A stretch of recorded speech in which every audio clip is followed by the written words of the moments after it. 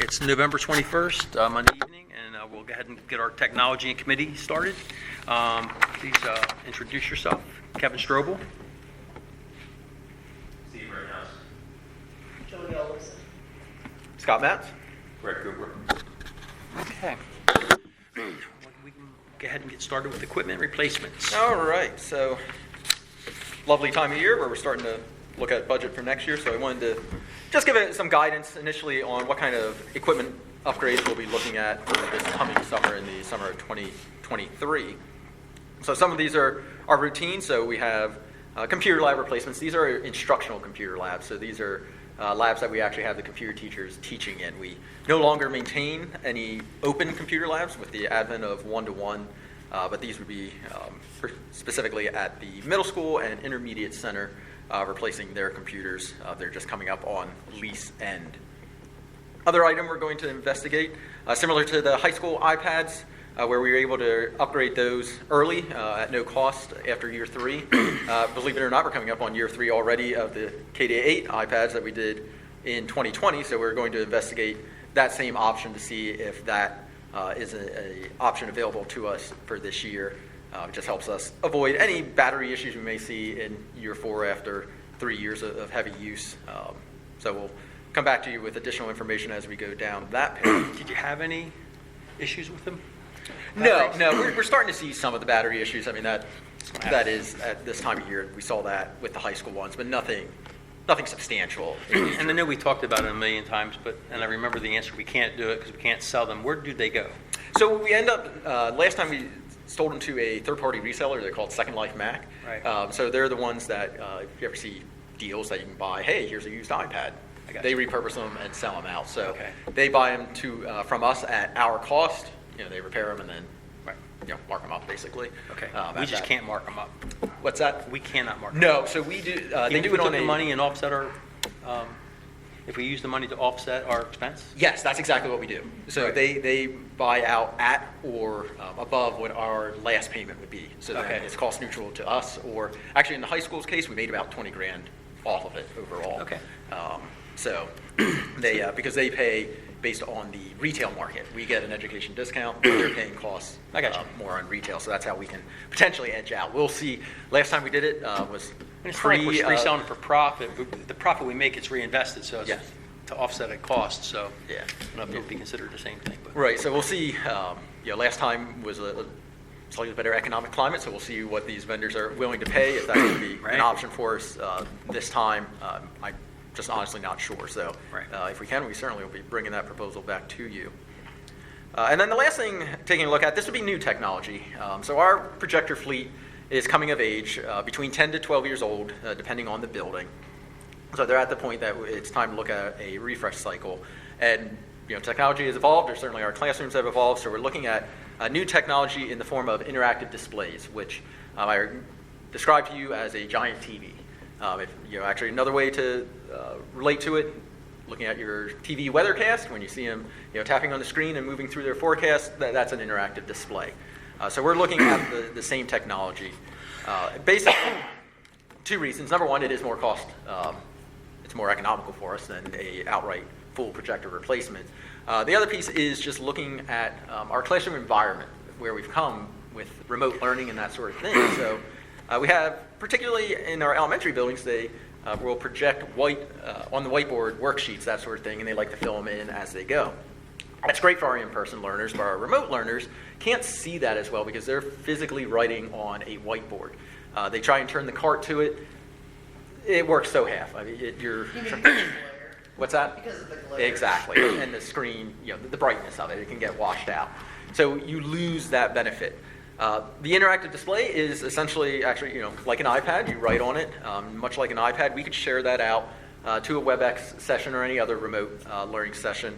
And with the additional benefit, teachers can actually save whatever they're writing on as a PDF, as a PNG, as a graphics file. So we have some archival ability as well for that work. But one of the biggest advantages is that ability to share out the content directly to our students so they can see it in a more meaningful way. The other thing is we can gain some additional apps on the screen. So if you have an Android phone, most of these screens are running the Android operating system. So much like the App Store on an iPad, you can gain some additional apps on the device itself. So we have had some evaluation units that we've been checking out coming in and out. One of the neat things when we were demoing it, I installed Google Earth on it. So we were able to, on the screen, zoom in, give the crowd a little lesson just on that. So a little bit more interactivity there. What we're looking to do is the instructional computer labs I was talking about are coming due off of their lease after 4 years. There was a substantial amount of equipment that was on that lease that we do not need to replace anymore from the iPad deployment, that we don't have classroom technology. So we're looking to shift those funds that were on that lease towards the interactive display so we can do this in a cost-neutral way. It's a line item that exists in the budget already. We're just reallocating those funds to avoid doing this at an increase at all to the budget. So that is certainly the goal. We're working with vendors now on price negotiations, on models. We talked with 2 vendors. We're going to bring in at least a third. And thus far, 2 of them have actually been open to giving us hands-on experience. We're certainly going to demand that of the third at this point. So we'll continue down that path, and probably in January, February, have an actual recommendation on everything from screen sizes to vendors to look at costs. But that's certainly the direction I recommend we continue going, rather than replacing our projectors, which I do believe are going to become more dated and just not as useful to us in the coming years. Any questions on that front? Is your intention that the rooms would, almost all of the rooms would have one of these boards, these interactive displays?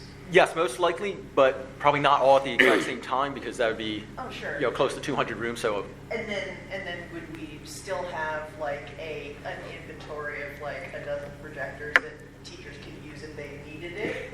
Yeah, we most likely, yes. You know what I'm saying? Yeah, for teachers, for large group rooms, just different areas like that. So yes, this would not be a total elimination of projectors. Right. So we would just keep some. Yes. And then a teacher could rent it out and have it in their room for a specific day, specific event. Okay. Yeah, absolutely. Yeah, there will still be uses for projectors. They just won't be our primary.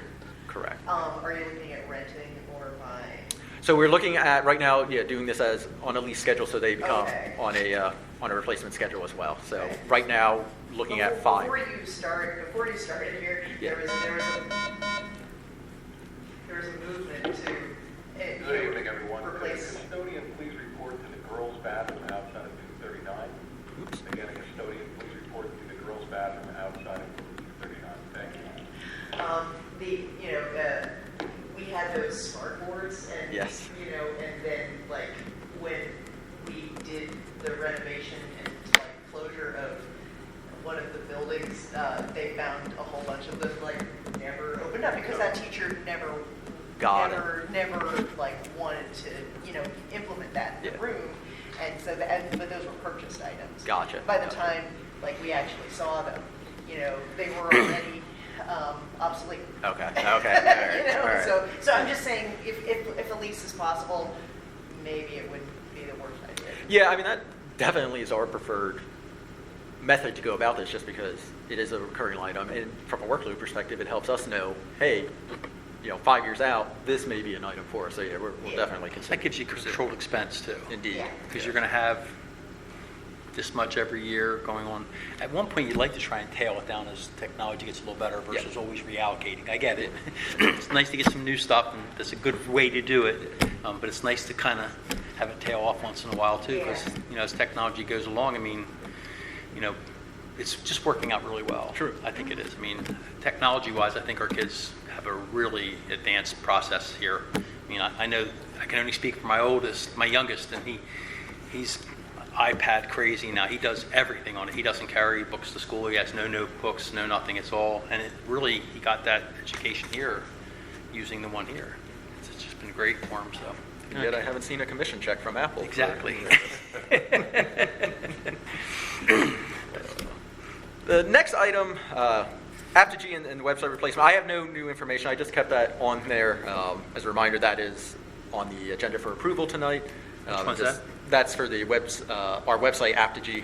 Yeah, Aptigee. So that's on there. So nothing has changed on my end, but I just kept it on there just in case there was any follow-up questions that you guys had. So we don't have questions, but those that don't come, the board members that don't come to this meeting are the ones that have questions. I'll see What you I this evening. What I have written down for that is that it's our Blackboard contract ends June 30th of 23, and we're going to move to Apogee, and it's $16,100 per year, which is less than what Blackboard was, and it's the setup fee is going to take it up. There's a setup fee for Blackboard as well. It's more mobile driven, allows more editors, pushes content to all 3 platforms, better support. They report unused content, which allows things to be cleaner and leaner, so to speak, and it's less money. So all around, the questions that came up in our meeting afterwards, so Julia, were things like, why do we have all these different pieces all the time? There's just one of the parents came up and asked that question. I'm never sure where I need to go for what. I just get used to one and we're changing to another. This is just the website, though. That's correct. It's not any of the other pieces of Blackboard. This is not. just web provider. That's exactly it. Right. Yeah, so they will continue to go to www.dboon.org Right. and the content And will be that's there. all that piece is. We Yes. still have Blackboard, another segment of Blackboard out there. That's correct. staying. So That's our the learning, plan. that's our learning management system is Right. Blackboard. Blackboard sold their website hosting division to the Right. final segment. Yes. We would have been through a process with another vendor. Anyway. Anyway, Yes. Okay, makes sense. Yep, I get it. I just want to make sure we all get it. So when the question comes up, we'll all be able to answer it, so it's easy. Yep. All right. And then I have one additional item that we added on under project updates. And I'm sharing this information on behalf of Mrs. Haynes, so please forgive me if I don't speak as excited about this particular project. But this is our copier replacement is coming due.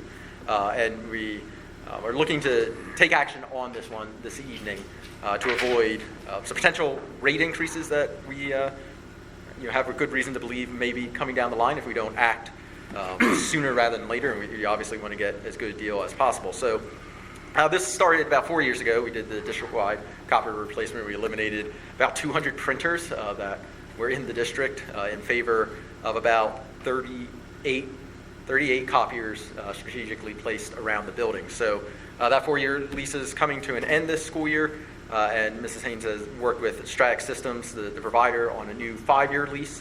And what we're looking at is an annual cost of $125,093.88.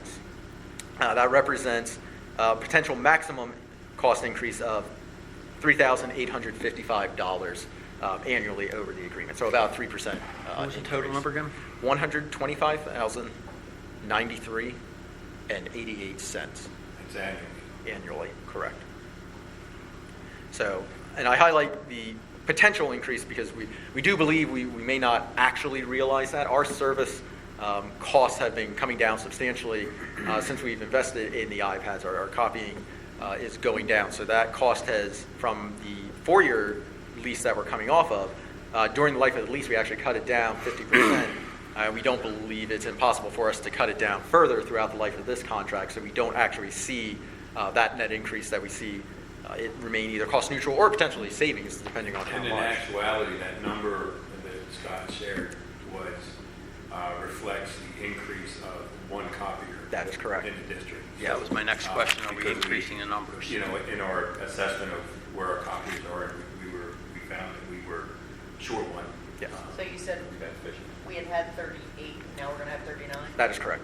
Yep. With the new contract, if we go with the new contract. And I believe from my conversation, I believe from my conversations with Ms. Haynes, she said the most our costs ever increased during the current contract year over year was $5,000? That I don't know. Am I wrong about that? It's not a locked-in contract? Well, it depends on how much paper you use, right? I mean, how many things you print. There was Okay. an Yeah, but average, this is an upper limit. But there was an average overage of $943 in this contract. oh, okay, all right. Per month or per year? Per year. Per correct overage. It looks like per year. Just $1,000. We went over by $1,000 per year. Yeah. And that was on a 4-year contract. Those are 4 years. Yeah. And so all the quantities and ink, they're all staying the same for this new contract? Yeah, correct. Yep. Yeah, we provide the paper and they provide the maintenance and the inks, the toner, Right. right? That's correct. Yep, that's correct. So, yes, we'll be maintaining copiers in same locations. Again, we have one additional one, but otherwise, the overall concept has worked out well.